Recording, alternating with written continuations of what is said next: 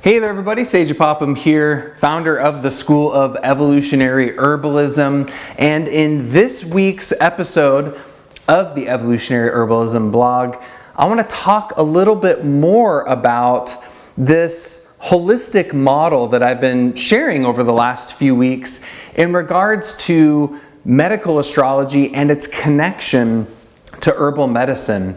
Last week's episode, I was talking about the way that we can use astrology to look at a person and see the connection between what's going on in their body and their mind and emotions and their spiritual development.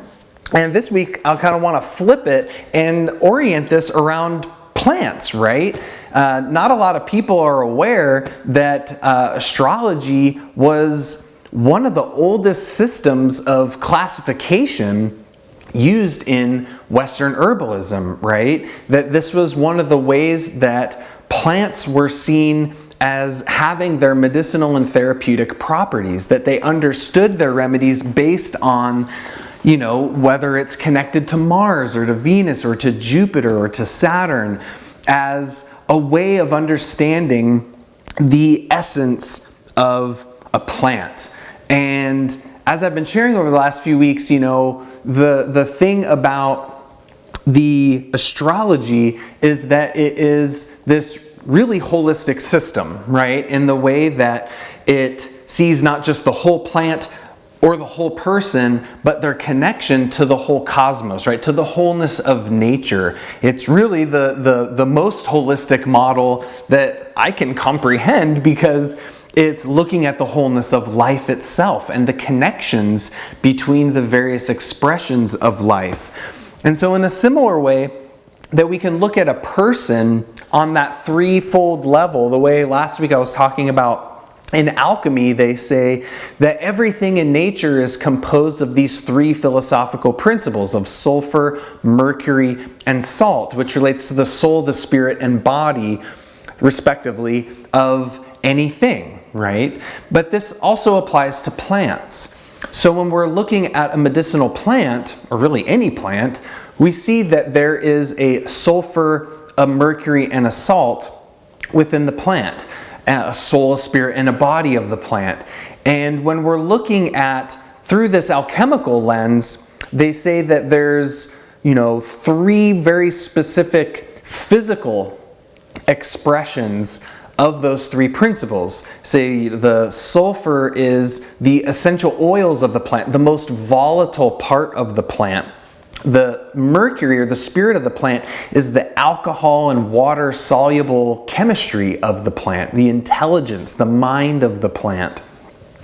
The salt is in the alkali minerals, the alkali mineral salts, which in the spagyric method of herbal pharmacy, these salts are extracted through calcining or burning the plants down to an ash. But they say that, sulfur, mercury, and salt is the oils, the alcohol or water soluble chemicals, and then the alkali minerals. But looking at sulfur, mercury, and salt from kind of a bigger picture orientation, right? That's kind of looking at the salt, the sulfur, mercury, and salt of the plant, right? Like the physical expressions of those three principles. But on a bigger picture orientation of plant anatomy, so to speak, what we would say is that the salt of the plant is the chemistry of the herb, right? It's all of the physical properties of the plant, how that herb is structured and its morphology and all the physical things about it, right? We would understand from a perspective of herbalism, it's looking at the physical properties of the herb and really looking at the chemistry of the plant. On the mercury level, we're really looking at the energetics of the plant, right? We're looking at its temperature qualities, its moisture qualities, its tonal properties, right? How that herb is an embodiment of its ecosystem, and ultimately how that ecosystem that is embodied within the plant is then conveyed to our own body's ecosystem, right? So that's the energetics, the mercury level of the plant. The sulfur of the plant, we would say, is the soul essence of the plant, or what many people would refer to as the spirit of the plant. It's just very non-physical portion of that herb, right? So when we're looking at a plant through this lens of astrology, the potency of this perspective is that it allows you to see the connections between the physical, the energetic, and the spiritual properties of the herb, in a very similar way that last week I was talking about. Astrology allows you to see the pattern of connection between the soul's evolution of a person, their psychological, emotional dynamics, and what's going on in their physical body.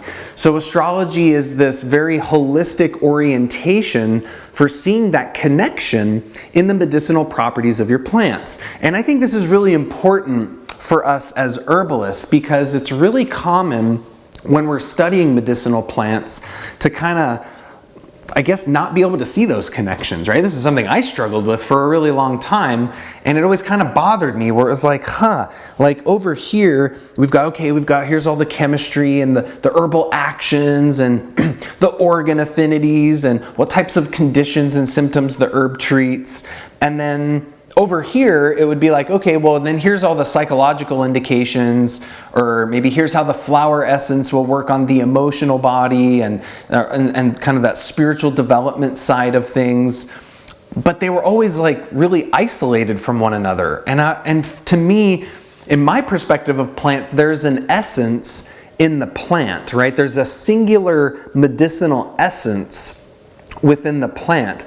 And it's that singular medicinal essence within the plant that works on the body of the person, that works on the mind of the person, that works on the soul of the person. There's one pattern, right? There's one pattern that affects these different levels of a person, and that is expressed of those different levels in the plant, which really aren't different. They're just different aspects of one thing, right? And so we want to really look at the plants through this holistic level, that we want to be able to see and understand the connection and relationship between the psycho-spiritual properties of an herb and how that's connected to the physical properties of an herb, right?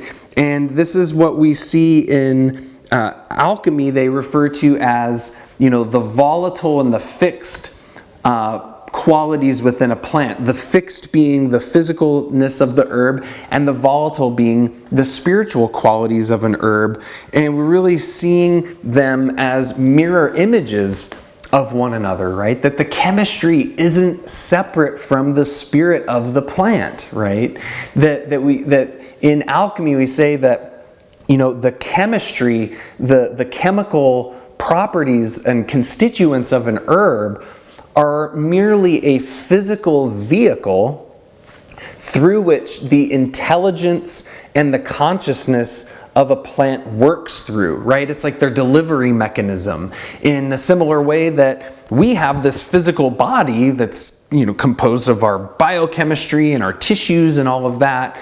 It's a vehicle through which our spirit and our soul are able to be embodied here on this earth. Well, the same is true with the plants. So there's this relationship between plant chemistry and plant spirit. And in that way, I think it's important for us as herbalists to have a cohesive system, a cohesive model that allows us to understand those connections, right? That we have one language, one universal language that ties together the physical healing properties of a plant to its psycho-spiritual healing properties, and allows us to know how we're going to put those together to heal a person, right? Because ultimately that's what the ultimate goal of our work is as herbalists, right? Is to heal someone, to help someone. But a critical thing for us is that we need to understand our remedies. We need to understand our remedies in this greater pattern of wholeness that, to me, is really best understood through astrology. So just to kind of lay out an example for you for what this looks like, and in the old kind of languaging, they say, there's rulerships or correspondences, that there's a plant down here on Earth that corresponds or is sympathetic to one of these planetary archetypes that exists in the cosmos, right? And I think it's really interesting just looking at the etymology of the word plant, planet. They're come from the same root word, right? And so there's an innate connection between plants and planets, even in the roots of the word. In Paracelsus, the great alchemist, said that plants that grow here on Earth are terrestrial stars, and that the planets out in the cosmos, up in the sky, are celestial plants. That they're the same thing, just one's up there and one's down here, but through that they're connected to one another. So one remedy that I always love to use as an example to illustrate the power of this connection and relationship between astrology and plants is nettles, right? Urtica dioica. And there's so many incredible ways that we see the influence of Mars in the medicine of nettles. So real briefly, Mars, the red planet, is classically attributed to qualities such as, in our mind and in our psyche is kind of like irritability and frustration and anger and violence, kind of on the negative end of the spectrum, but it also represents our willpower, right? It represents our drive, our energy. It's what allows us to act, right? Mars is the force that allows us to move and to act out into the world. So it's this dynamic, expressive, outward kind of energy, but when that gets in excess, it can turn into that irritability and anger and violence and things like that. In medical astrology, Mars rules the blood.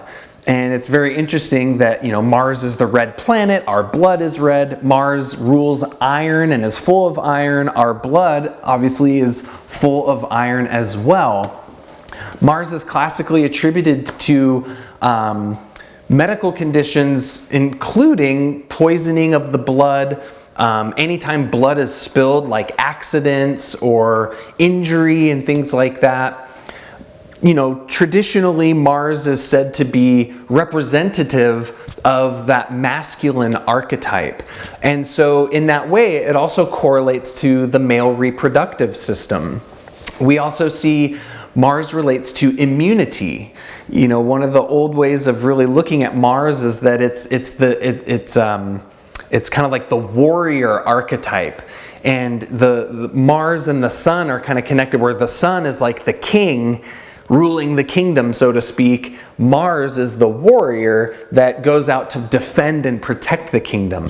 In a similar way that our immune system is designed to protect our body from pathogens, from foreign invasion, so to speak. Mars is this hot, stimulating, irritating quality energetically. And this is where we also see its association with inflammation and irritation of the tissues. These hypersensitivities, patterns of heat are very much so associated with Mars. So those are just to kind of paint the picture of some of the dynamics of this planet. In Ayurveda, we would say Mars is like a pitta quality. In the physiomedicalist tradition, we would say it generates heat excitation tissue states. So now let's take that and let's take a look at nettles, right? So for those of you familiar with nettles, we know that it's intense, right? I mean, the nettles has a very intense physical appearance to it, right? Just the way it's studded with these formic acid crystals that are really sharp and needle-like. Nettles is all about sharpness. It's penetrating and it's sharp, right? And the edges of the leaves are very serrated, right? Almost like a serrated knife. And it has this very intense appearance to it. And then, you touch the nettles and what happens? You get this sharp, hot, irritated, burning rash, right? It gets really red and irritated and intense feeling, right? Those are all Mars correlations. Well, even on a chemical level, nettles is full of iron. Mars is full of iron. Our blood is full of iron.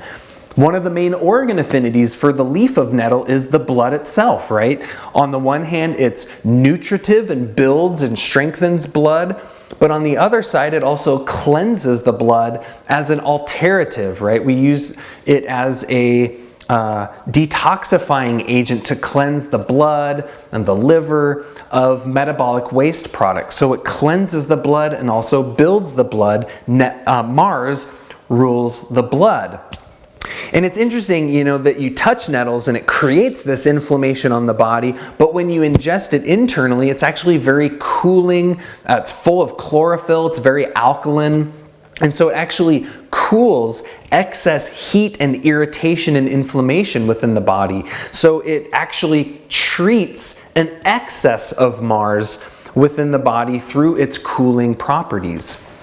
The root of nettle is one of our specific remedies to treat the male reproductive system, right? Also ruled by Mars. Another organ correspondence I forgot to mention is the adrenal glands. I was talking about Mars as being this quality of protection, protecting the body through the immune system. But the adrenal glands protect the body too, through that fight or flight response. And so, the old example of there's a bear chasing you through the woods, and it's like that's what stimulates the sympathetic nervous system. Your adrenal glands secrete epinephrine and norepinephrine, these stimulating hormones that one of the primary effects of those compounds is that it totally shifts the flow of blood. So it moves blood from the core out to the periphery, your arms, your legs, so you can run away or you can kick some ass, right? It's that protection mechanism. It elevates heart rate, it elevates body temperature, it stimulates you, right? And stimulation is a core property of Mars and its physiological response. Now, interestingly enough, the seeds of nettle have a very particular affinity for the adrenal glands, right? I actually remember when I was going to school at Bastyr University in their herbal sciences program, I had a good friend that had learned about nettle seed and heard nettle seed, it can give you a little bit of energy and it works through the adrenals. And she was like, it was finals time, and she was like, oh, I need some energy. I don't want to drink coffee. And so she took I think she put a tablespoon of nettle seeds in a smoothie and drank it down. And she didn't sleep for 2 nights. She was up for 2 whole nights because that nettle seed stimulated her so much. It's a classic Mars response, right? So we see all these different levels of Mars expressing through nettles, from its morphology to its organ affinities to its medicinal actions to even the different parts of the medicine used. That Mars captures the essence of the plant, right? And that's the thing that I really want to relay to you here, is that it's really common as herbalists to get super overwhelmed studying plants, right? There's a lot to learn. It's all these actions and energetics and organ affinities and their properties and their botany and their chemistry and how do you extract them and what's their dosage, and it's a lot. It's a lot.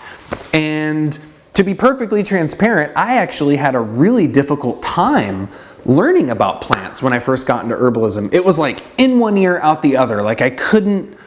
For some reason, I couldn't remember what these plants did. And it wasn't until I was able to see patterns in the plants, right? To not see all these different aspects of a plant as separate. Okay, we have, again, it's that compartmentalizing things that I think our Western minds tend to do, where it's okay, we have the chemistry over here, and we have the actions over here, and the energetics over there, and the conditions and symptoms treated over there. And it's these little different boxes, but they're all aspects of one plant, right? There's an essence in that plant that is attributed to each of those things and weaves those things together. And what the astrology does is it enables you to have a system, an overarching blueprint or framework that each and every property and quality and characteristic of a plant is associated with typically a singular planetary ruler or correspondence. And so when you have the ability to see that pattern in a plant through, again, its morphology and its properties and how it works in the body and its energetics and the conditions it treats, when you can see that pattern and you understand kind of the fundamental qualities and characteristics of the planets, usually you can see that there's a primary planetary archetype that is woven through and stitched into the fabric, the warp and weft of every aspect of that herb. And when you can understand a plant in that way, you really have a much deeper level of connection and relationship and knowledge of that herb. And that really ultimately leads to you being able to administer it to someone much more effectively and much more efficiently. And again, I was talking about nettles there and really looking at all the physical qualities of it. But the thing I didn't mention is that nettles is also really specific for people that tend towards, it's like they've got a short fuse. They're, we have this phrase, they're easily nettled, right? That the smallest thing can trigger this kind of exaggerated response, typically of irritation, frustration, anger. The nettles person typically feels on edge, right? That's like the slightest, you just barely graze them and they're gonna sting you, right? And that's the archetype of the nettles person. It's like they've got this Mars excess pattern in their body with too much heat and inflammation and irritation, but also in the mind. But what medical astrology shows us is that if someone has an imbalance like that, it really ultimately it's Mars trying to get their attention of like, hey, you need to take my energy, my influence, and express it in a healthier way. Maybe that person had some sort of trauma associated with violence, or maybe they have a hard time with their willpower and their energy, or maybe they need to find a greater purpose that's worth fighting for. That's one way I always like to describe Mars, is that Mars needs a greater purpose, the sun, right? It needs a greater guidance from the sun in order to have something to protect, to defend, to fight for, something that gets you out of bed in the morning and gives you that energy to live for, right?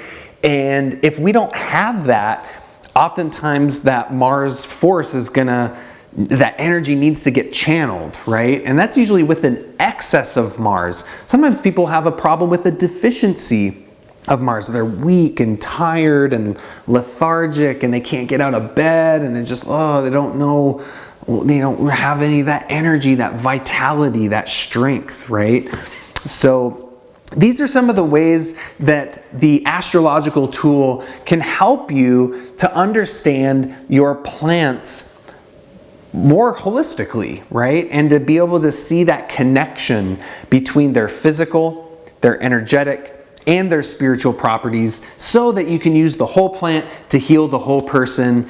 And that is why I think medical astrology is awesome, and I think it's one of the most beautiful, amazing tools that we can have in our toolkit as herbalists to understand the essence of the remedies that we love. So thanks so much for tuning in to this episode of the Evolutionary Herbalism blog. If you're watching this or listening to this anywhere but our website, head on over to evolutionaryherbalism.com. We've got lots of free training and videos and downloads there for you, so check it out. If you are not subscribed to our podcast, The Plant Path, be sure to check it out on iTunes or Stitcher.